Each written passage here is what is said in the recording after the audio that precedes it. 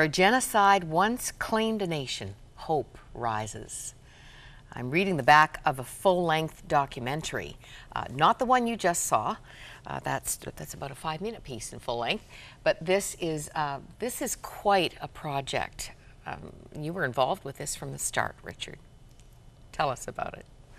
One of the wonderful things about university is the lifelong friendships that you make. And there was a friend at university named Trevor Meyer who had it on his heart to tell some of these compelling stories that people don't know about.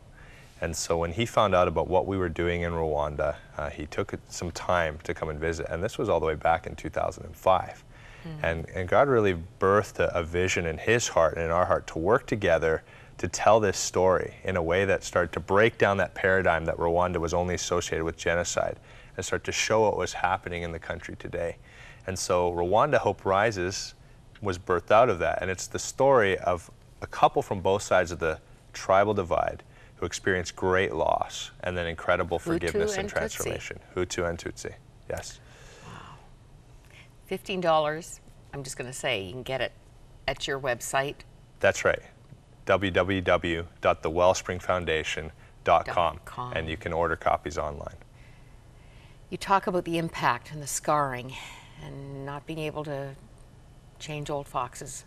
For the people that have been through this, I mean, even if you, I think of Culloden in Scotland, you know, where there was a terrible massacre many years ago. You know, the atmosphere seems to breathe the grief, the tragedy that took place. Are you seeing hope return to the eyes of those who've seen such terrible things, endured such losses?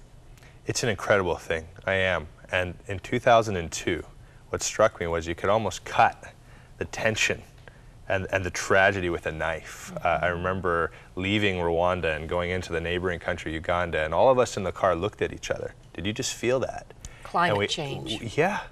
We felt a difference. And so that is not any longer the case, at least for me personally, in Rwanda today. And I have seen people whose lives back in 2002 were in shambles, who didn't even know how to move forward, or who God has brought tremendous healing into their lives.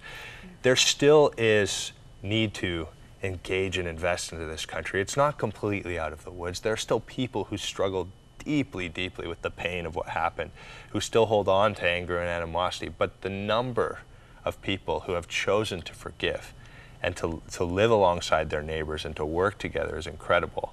And the story that we told in Hope Rises is just one example of a couple who faced such incredible devastation. Elsie, the lady whose story is told here, lost her entire family and yet has come out of it. And now she's actually trying to reach back into the very killers who killed her family and trying to help them by building a school, by providing for them. So it's incredible. You know, Isaiah 12, verse 3. I didn't even ask you if you have a theme verse for Wellspring.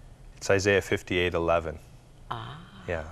You will be like a well-watered garden, like a spring whose waters never fail. What a great promise for Rwanda. It's a promise for those who care for the orphan, for the impoverished, and for the oppressed. Well, and just keeping in mind that oppression that is lifting. With joy, you will draw water from the wells of salvation. You like that one too? Yeah, we might have to take that on as a second theme verse. The wounds are healing. The story is one that is always worth revisiting. And yours is ongoing, and you might like to be part of this ongoing story. I'll just remind you, the wellspringfoundation.com, and pray for Richard and his team. God bless you. Thank you so much, Moira.